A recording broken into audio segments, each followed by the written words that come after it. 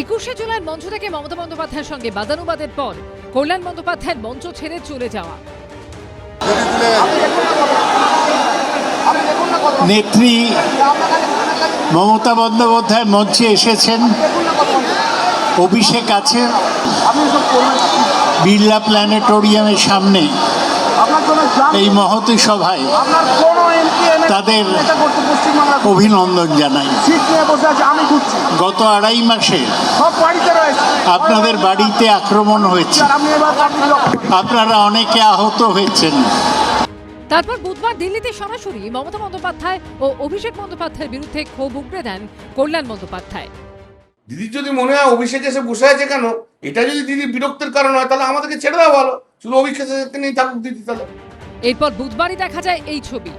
সংসদ চত্বরে দাঁড়িয়ে খোশ মেজাজে গল্প করছেন কল্যাণ বন্দ্যোপাধ্যায় ও মহুয়া মৈত্র।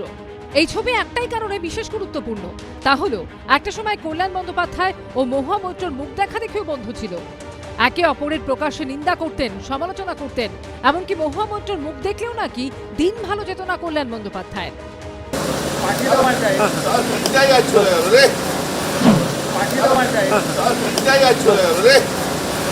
উল্টো দিকে ছেড়ে কথা বলতেন না মহুয়া মৈত্র। দুজনের মধ্যে সংঘাতের নানা কারণের মধ্যে একটা ছিল কসবা গণধর্ষণ কাণ্ড, জানিয়ে বিতর্কিত মন্তব্য করেছিলেন কল্যাণ বন্দ্যোপাধ্যায়। স্টুডেন্টরা যদি তাদের সহপাঠিনীকে রেপ করে, এর চেয়ে দুঃখের খবর তো কিছু নেই। কলেজের ভেতরে যদি করে, সেখানে পুলিশ থাকবে কলেজে। যার পর তৃণমূলের তরফে সোশ্যাল মিডিয়ায় জানিয়ে দেওয়া হয় দল সেই বক্তব্যের সঙ্গে কোনোভাবেই একমত নয়। এরপরই দলের অফিসিয়াল পোস্ট রিপোস্ট করেন মহুয়া মৈত্র।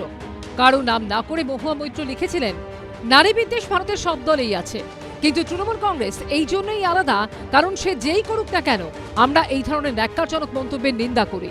কিন্তু এসব যখন চলছিল তখন তৃণমূল ক্ষমতায় ছিল, এখন তৃণমূল পরাজিতের দলে। ভরাডুবির পর ভেঙে খান খান একদা শাসক দল। আর তাৎপর্যপূর্ণ বিষয় হলো লোকসভার সংখ্যাগরিষ্ঠ তৃণমূল সাংসদ এনসিপিআই এর সঙ্গে মিশে বিজেপি নেতৃত্বাধীন এনডিএকে সমর্থন করলেও কল্যাণ বন্দ্যোপাধ্যায় ও মহুয়া মৈত্র এখনও কালীঘাট ছাড়েননি। তারা এখনও এক শিবিরে। আর তাই একদা তিক্ততা চরমে উঠলেও এখন সেই মহুয়া মৈত্রের পক্ষেই সওয়াল করছেন কল্যাণ বন্দ্যোপাধ্যায়।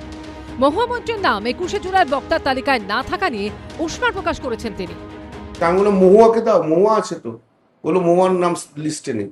আমরা লিস্টে না থাকবো, মহুয়াকে একটু বলতে দাও, মহুয়া খাটছি। বললো কুণাল বললো আমাকে না, লিস্টে না থাকলে আমি কাউকে কিছু বলতে দিতে পারবো। দিদি নয়, দিদি এসে ডিসাইড। এই বক্তব্যের কিছুক্ষণের মধ্যেই সংসদ চত্বরে একসঙ্গেই দেখা যায় দুই সাংসদকে। এর আগে বুধবারই মহুয়া মৈত্রের হয়ে সওয়ালও করেন কল্যাণ বন্দ্যোপাধ্যায়। আমরা লিস্টে না থাকবো, মহুয়াকে একটু বলতে দাও, মহুয়া খাটছি। দুই রাজনৈতিক সতীর্থ একে অপরের সঙ্গে গল্প করবেন, এটাই স্বাভাবিক। কিন্তু পশ্চিমবঙ্গের রাজনীতিতে শিবির বদল, দল বদল, সমীকরণ বদল, স্বার্থের বন্ধুত্ব, স্বার্থের শত্রুতা এখন যেরকম আকছার ঘটে, তাতে সবকিছু নিয়েই জল্পনা গুঞ্জন তৈরি হয়। বিজেন্দ্র সিংহর রিপোর্ট, এবিপি আনন্দ। এবিপি আনন্দ, এগিয়ে থাকে, এগিয়ে রাখে।